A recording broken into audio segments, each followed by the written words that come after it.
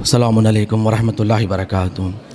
اعوذ باللہ من الشیطان الرجیم، بسم اللہ الرحمن الرحیم، الحمد للہ رب العالمین، وصلی اللہ علی سیدنا و نبینا محمد و آلہ الطاہرین، صلوات پڑھیں۔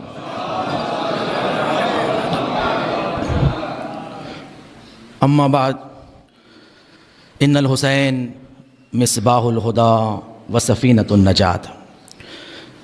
عزیز محترم علماء و ذاکرین، تمام انجمن کے صدور مرثی خانان، معزز حضرات، آپ حاضر ہوئے ہیں، میں تہہ دل سے کمیٹی کی جانب سے شکریہ ادا کرتا ہوں۔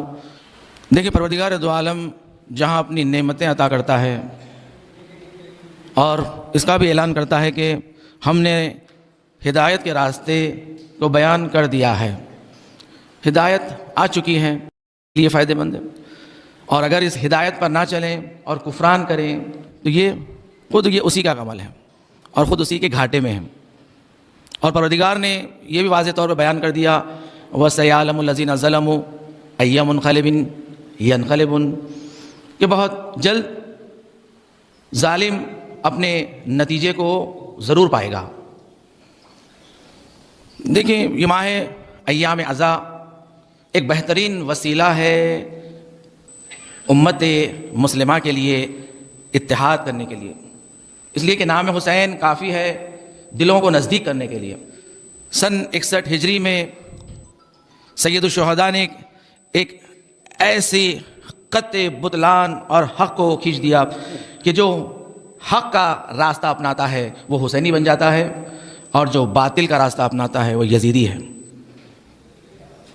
ظلم کے خلاف کھڑے ہونا یہ حسینی محور ہے، یہ حسینیت ہے۔ مظلوم کا ساتھ دینا یہ کربلا والوں کی سیرت ہے۔ ماہ محرم و سفر ہمیں یہ سبق سکھاتا ہے کہ مظلوم کا ساتھ دو، ظالم کے خلاف اٹھو، ظالم کے خلاف بولو۔ خاموشی اسلام میں پسندیدہ عمل نہیں ہے، اسلام نے خاموشی کو کبھی پسند نہیں کیا۔ جو امر بالمعروف اور نہی عن المنکر کے 3 مرحلے ہیں کہ انسان یا عملی اعتبار سے امر بالمعروف اور نہی عن المنکر کرے، یا قول کے اعتبار سے کم زبان کے ذریعے حمایت کریں، بولیں، یا دل کے ذریعے قلباً اپنی ناراضگی کا اظہار کریں، یہ لازمی ہے۔ یہ پیغام ماہ محرم و سفر ہمیں دیتا ہے، اور یہ ایسا مہینہ ہے کہ اس مہینے میں ہمیں ایک مقام پر جمع ہونے کے لیے، ایک فرش عزا پر جمع ہونے کے لیے بہترین وسیلہ ہے کہ نام حسین پر، عزاداری سید الشہداء پر ہم جمع ہو جاتے ہیں۔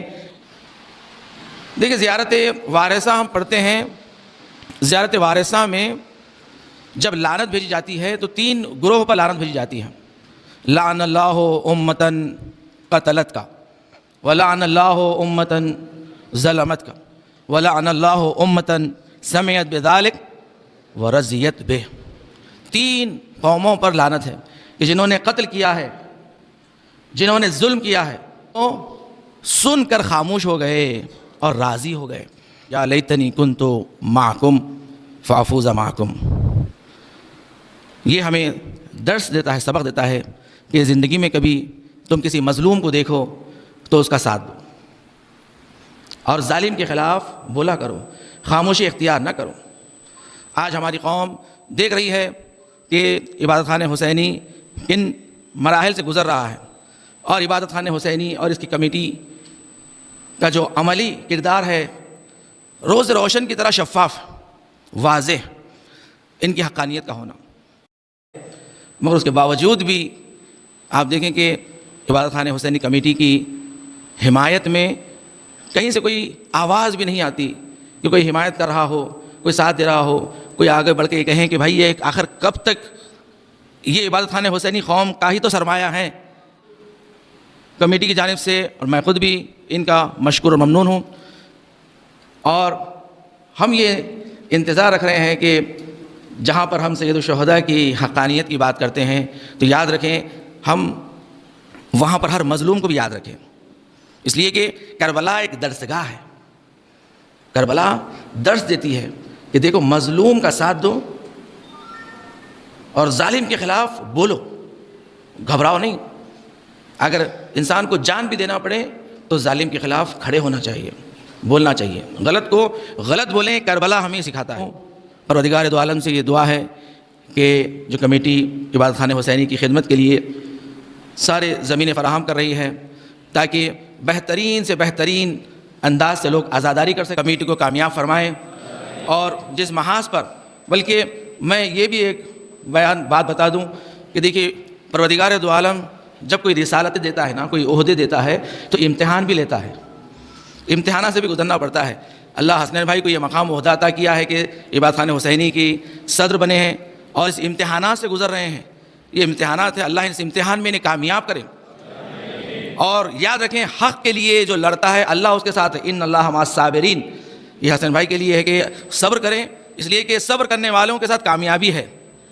ان مع العسر یسرا, ان مع العسر یسرا, سختیوں کے بعد آسانیاں فراہم ہوں گی. تو انشاءاللہ تعالیٰ یہ دعا ہے کہ پروردگار عبادت خانہ حسینی کو کامیاب فرمائے, اور دشمنان عبادت خانہ حسینی اور عبادت خانہ حسینی کے لیے جو مشکلات ایجاد کر رہے ہیں پروردگار جلد سے جلد انہیں ذلیل و خوار فرمائے, اور عبادت خانہ